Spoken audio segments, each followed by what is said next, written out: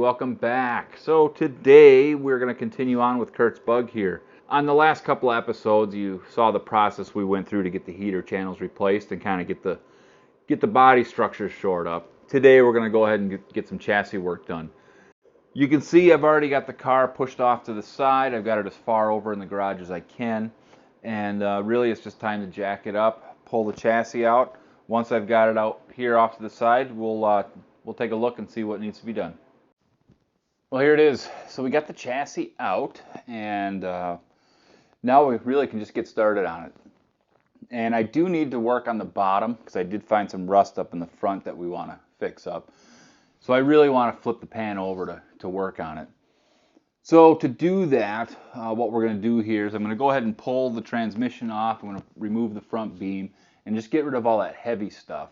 Once I've got that stuff off and just kind of pushed out of the way, what we can do is lift the chassis up, put it on some sawhorses, and then I can continue with the disassembly. It'll be much easier to work on this thing if it's up in the air as opposed to all this squatting that we've been doing with all this other work. So I'm going to go ahead and get the back end taken care of. I'll get the transmission off, I'll get that pushed off to the side. Then we'll move up front, remove the front beam, and the next time you see it, it should be up on some sawhorses.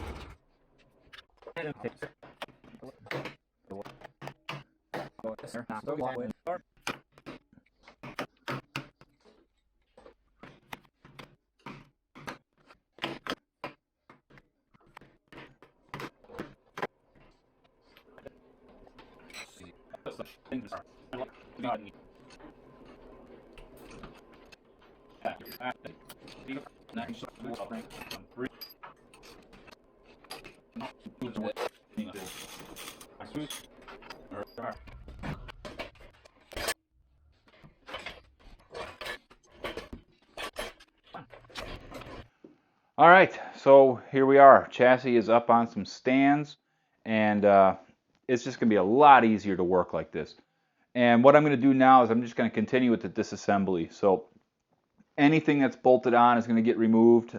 Pedal assembly, master cylinder, heater controls, all of that kind of stuff. I'm going to do a little bit of cleanup, get rid of the rest of this dirt and garbage, and then I think then we can go ahead and get the floor pans cut out. So let me pull the rest of this stuff off, get that put away, and then we'll continue on.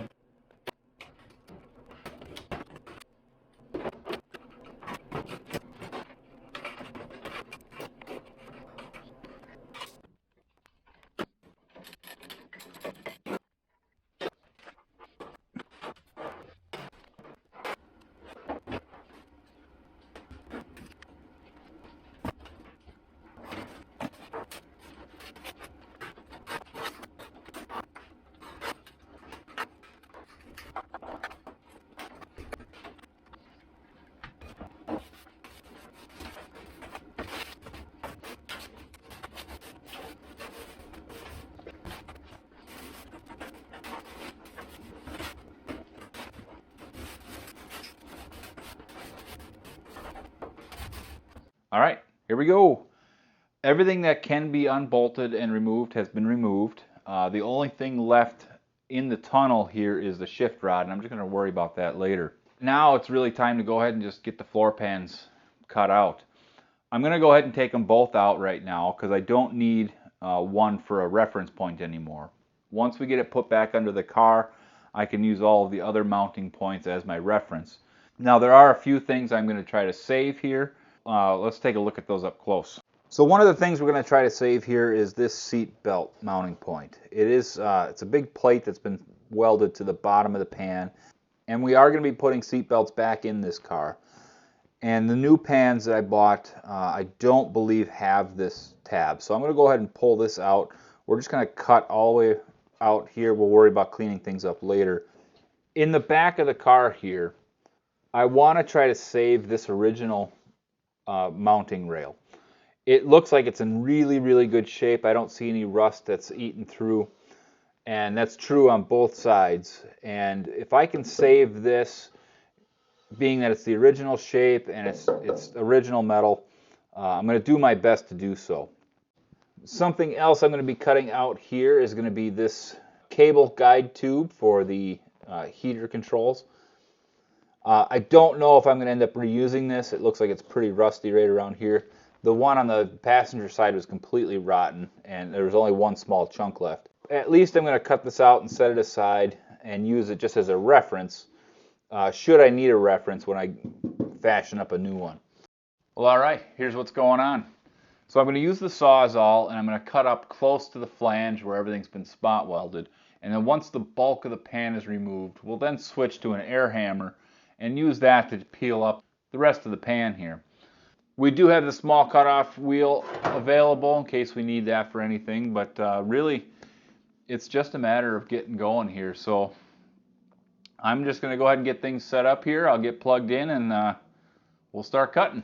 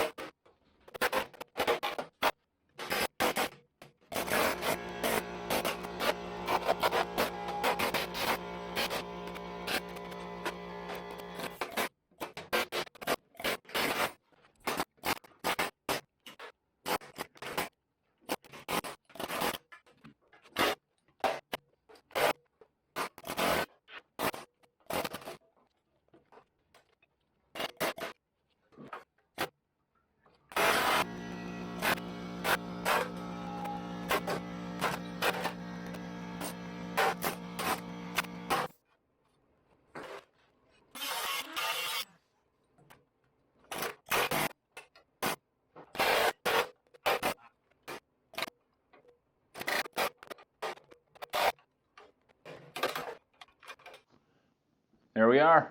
pans are gone. And man, it's a workout. No kidding.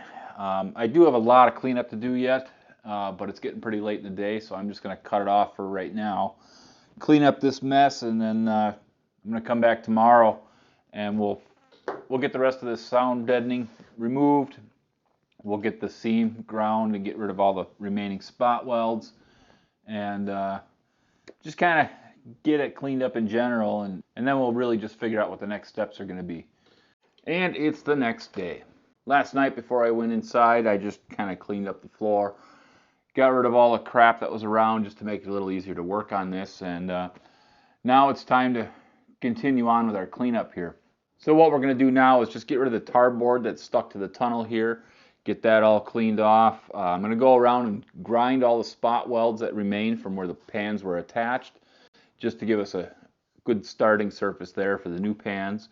And then in general, just kind of clean things up. There's a lot of dirt on the frame head. There's a lot of grease and oil stuck to the rear horns or the transmission mounts, and I want to get all that stuff out of here.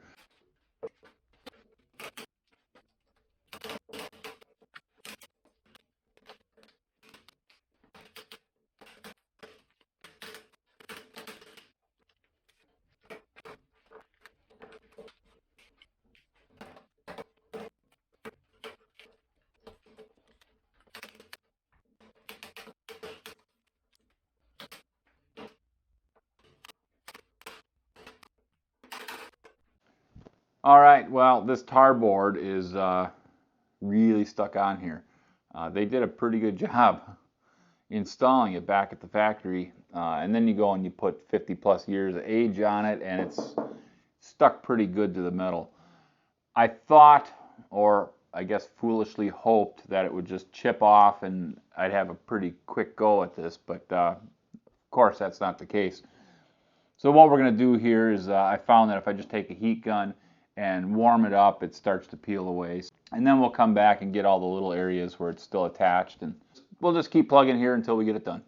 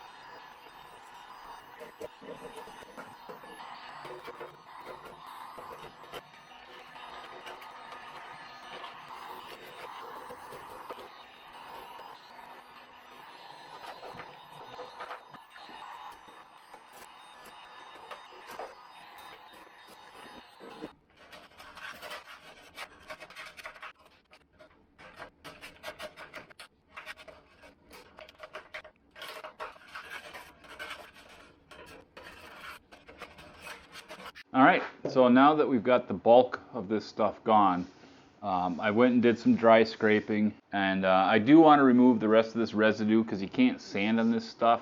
Every time I've tried sanding on this stuff, it just melts it and smears it all over, makes a mess, loads up your sandpaper. So we want to get rid of all of this crud here.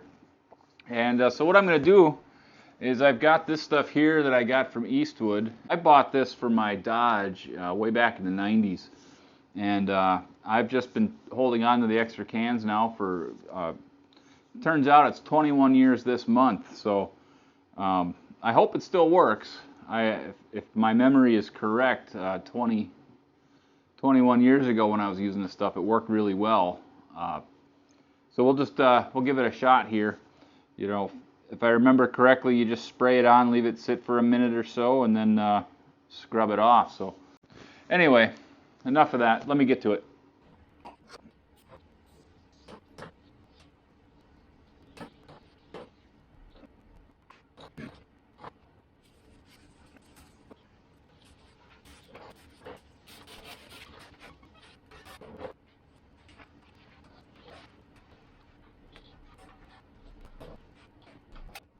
Well, all right, that went pretty good.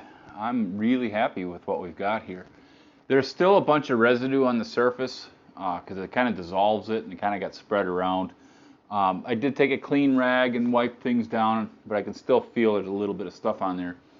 The issue I'm having right now is all these remaining spot welds and torn metal from the floor pan is catching my rag and making it difficult to actually wipe things down. So I think what we're going to do now is we're going to call this good for now.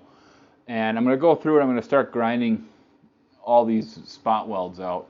Get that stuff out of our way, smooth out this seam a little bit, and kind of just clean up everything. And then we'll come back later and do a final wipe down. But all in all, I'm really, really happy with how this turned out. All right, so now to get these spot welds cleaned up, I'm just going to take my little cutoff tool here and use this wheel to get in here and spot all these little areas. It does a nice job of reaching in and targeting a small specific spot. And I'll go ahead and get all these ground off, get things flush, and then we'll come in with a flap disc and kind of clean the whole thing up. But for now I want to get rid of the bulk of this sharpness, and then we'll move on.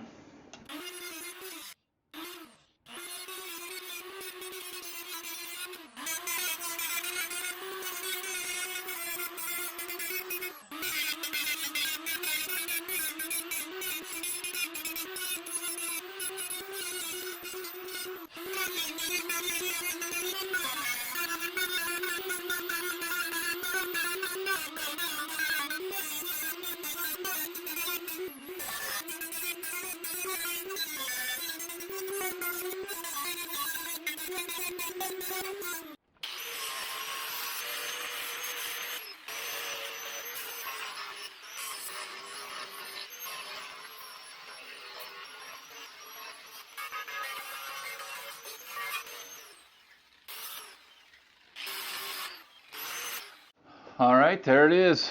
We got all the spot welds ground out here, and I took a flap disc and just smoothed everything out, and things are looking pretty good. There's still a few spots that need to be touched up. The corners I couldn't reach with either wheel, so I'm just going to use my belt sander to reach in there. There's still a lot of rust down the corner along this seam, and then up around the front, and I think what we're going to do is we're going to grab a wire wheel, and we'll go after it with that. But I think for today, I'm just going to leave it. We don't need to worry about getting this nice and clean until we get ready to weld things up. So for now, I'm going to call this done. Well, there we go. I think that's enough for one video here. We did get quite a bit accomplished. Getting these floor pans cut out, getting the chassis cleaned up. You know, it's quite a bit of work. To be honest, I think the worst part of this job was scraping off all of this tarboard. That wore me out more than I thought it was going to. You know, I guess it just shows you that when you think something's going to be simple. But anyway, we'll leave you here. And until the next one, I'll just see you around.